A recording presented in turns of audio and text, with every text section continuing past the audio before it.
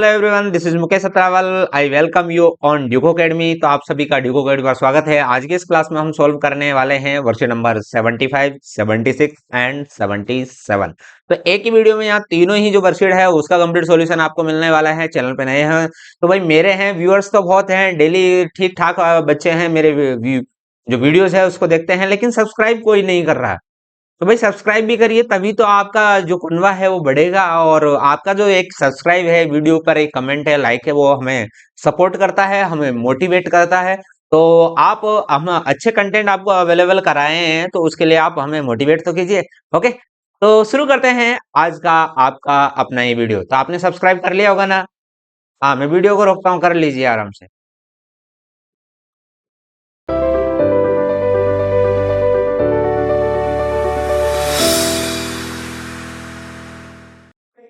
हाँ ठीक है। तो देखिए भाई, अब वर्षन नंबर 75 में क्या दे रखा है, यूजेस नाउन अप्रोप्रिएटली। तो सही तरीके से नाउन का उपयोग करना सीख जाए। तो भाई यहाँ पर नाउन आप सीख गए होंगे। मैंने आपको पिछली वर्कशीट में बताया था कि नेम ही नाउन है, अर्थात नेमिंग वर्ड्स को ही नाउन कहते हैं। भाई हम पढ़ते हैं संज्ञा किसे कहते हैं, संज्ञा जगह, स्थान, भाव, अवस्था, इनके लफड़े में मत पड़िए। आप तो ध्यान रखिए, सिर्फ नाम ही नाउन है। चाहे वो किसी का भी नाम हो, चाहे व्यक्ति का नाम हो, चाहे जगह का नाम हो, चाहे किसी चीज का नाम हो, जानवर का नाम हो, कुत्ते का नाम हो, व्हीकल का नाम हो, किसी का भी नाम हो, ठीक है, तो वो क्या है, नाउन है। ठीक है, तो फिर आपको नाउन को समझने में कोई जरूरत ही नहीं, दिक्कत ही नहीं आएगी। जैसे यहाँ दे रखा है identify proper and common noun. तो यहाँ पर दो तरह की नाउन पूछी है, प्रॉपर एंड कॉमन नाउन। तो प्रॉपर नाउन तो जो होती है जो बिल्कुल डायरेक्ट नाम है ना। और कॉमन नाउन होती है जो एक तरह से वो नाम जो कंप्लीट प्रजाति को या ग्रुप को प्रेजेंट करे, रिप्रेजेंट करे। तो यहाँ पर देखिए ये अफ्रीका है, वो क्या हो गया, प्रॉपर नाउन, क्योंकि एक महाद्वीप का नाम है ये। और यहाँ जो जिराफ है वो कंप्लीट जिराफ मतलब पूरी प्रजाति की बात हो गई है। ठीक है, तो giraffe are commonly found in Africa. तो जिराफ है अफ्रीका में पाया जाता है। तो यहाँ पर जिराफ है कॉमन नाउन और अफ्रीका है क्या, प्रॉपर नाउन। जॉन यहाँ पर किसी व्यक्ति का नाम है तो कौन सा नाउन हो गया, proper. Movie common, mother common, Blackie proper noun, Kate बताइए कौन सा नाउन है, common noun, Susan proper noun और बैंक कॉमन नाउन। ठीक है, आप तो समझ में आ गया होगा प्रॉपर नाउन और कॉमन नाउन क्या होती है और नाउन क्या होती है।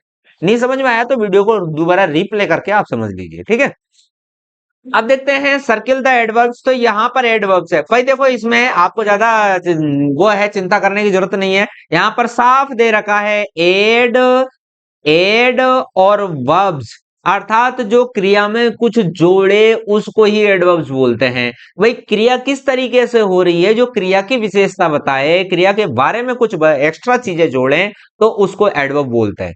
तो यहाँ देखिए, यदि हम इस एडवर्ब का यूज ना करें तो हम यहाँ क्या बोलेंगे, इसे ही रेन टू स्कूल, वो स्कूल दौड़ा।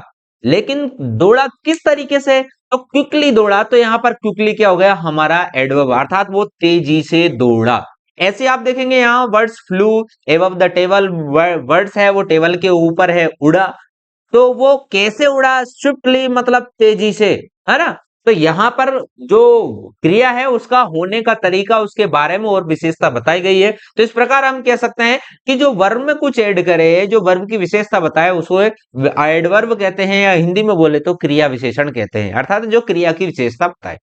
नेक्स्ट है I almost ate a rotten apple. मैंने लगभग एक सड़ा आम खाया। अरे भाई नहीं खाया, नहीं खाया, है ना, और ना आप भी खाइए, है ना।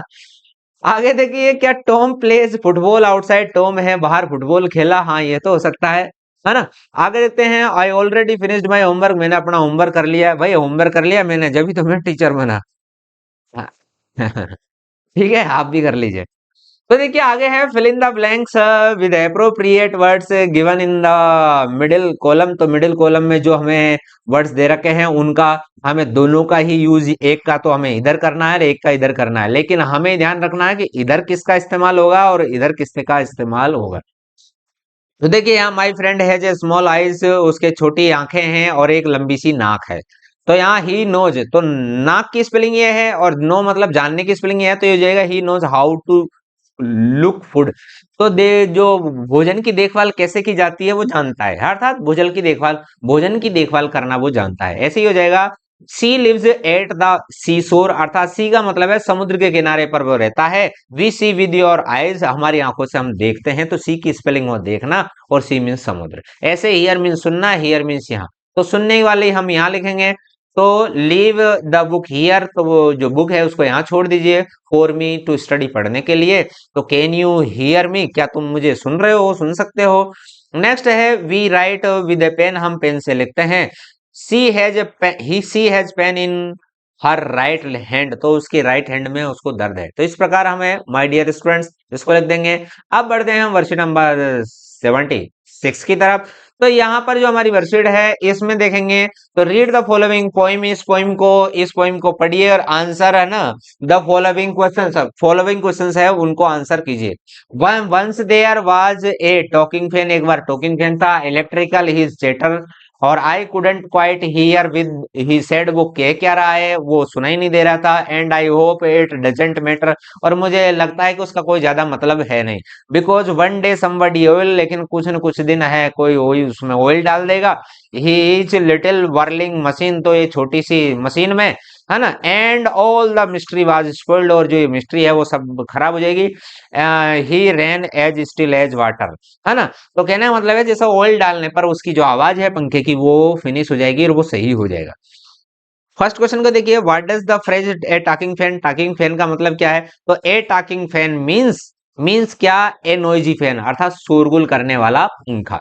नेक्स्ट है what was the fan demanding, demanding क्या डिमांड कर रहा है। तो फैन वाज डिमांडिंग, डिमांड कर रहा था क्या, ऑयलिंग, तो भाई अरे भाइयों आ जाओ मेरे में ऑयल डाल दो।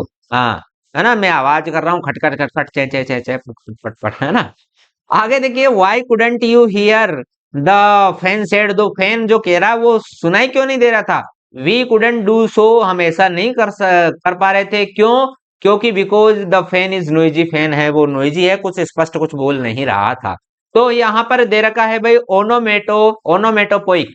तो ओनोमेटोपोइक वर्ड्स बच्चों यहाँ पर है, तो इसको पहले आप समझ लीजिए ओनोमेटोपोइक वर्ड्स क्या होते हैं। जैसे यहाँ पर दे रखा है चेटर, तो words that represent a sound, अर्थात ऐसे वर्ड जो किसी आवाज को रिप्रेजेंट करते हैं, ठीक है। अर्थात कोई किसी आवाज का वर्ड है वो आपको यहां पर लिखना है, इधर उधर के कोई वर्ड नहीं लिखने हैं। Write some more words like this, तो इस प्रकार के लिखने हैं। जैसे यहां लिख दिया धड़ाम, यहां लिखा था क्या चेटर, यहां लिखा था धड़ाम, तो हम यहां लिखे ऐसे बीप, ये boom, bang, click, crunch, bark, wow wow wow, कुत्ता बार्क करता है ना, ऐसे ही बज जो मधुमक्खी करती है ऐसे। स्प्लैश, अर्थात हम पत्थर में कुछ चीजें डाले, सॉरी पानी में पत्थर डाले तब। क्रैश, जब जब है दो चीजें आपस में टकराती है। और ये आ गया काला नाग, हिस, ठीक है।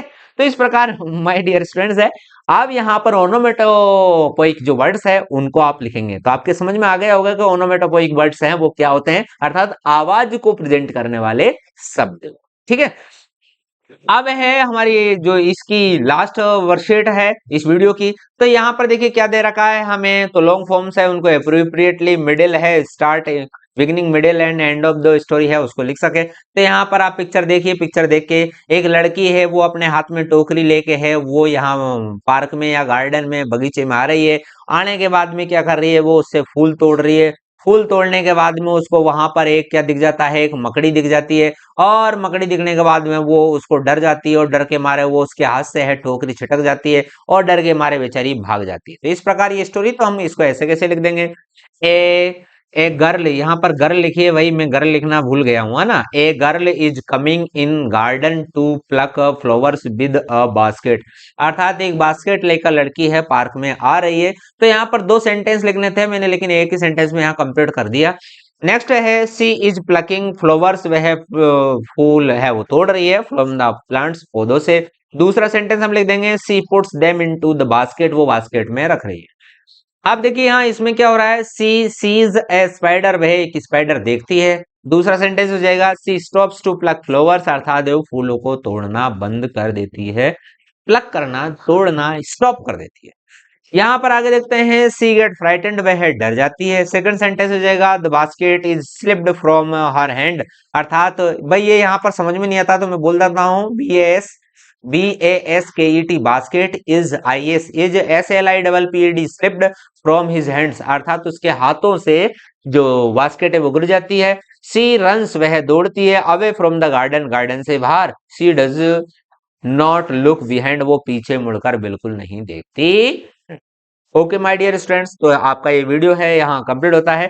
आपको हमारी जो वर्कशीट सीरीज है वो किस पर कैसी लग रही है? यदि आप अन्य तरह की वीडियोज है इसके ढूंढ रहे हैं तो इसी वीडियो के लास्ट में हम जो है प्लेलिस्ट की लिंक अवेलेबल करा देंगे, या फिर इसका जो टाइटल है उसको टच कीजिए, नीचे आपको वहां पर आपको डिस्क्रिप्शन में लिंक मिल जाएगी क्लास 8 की इंग्लिश की, हिंदी की, मैथ्स की, 6-7 की इंग्लिश की, हिंदी की, मैथ्स की, और क्लास 4 की भी हम अदर लिंक में अवेलेबल करा देंगे। Okay, thank you very much. एक नई वीडियो में फिर मिलते हैं, तब तक के लिए जय हिंद, वंदे मातरम।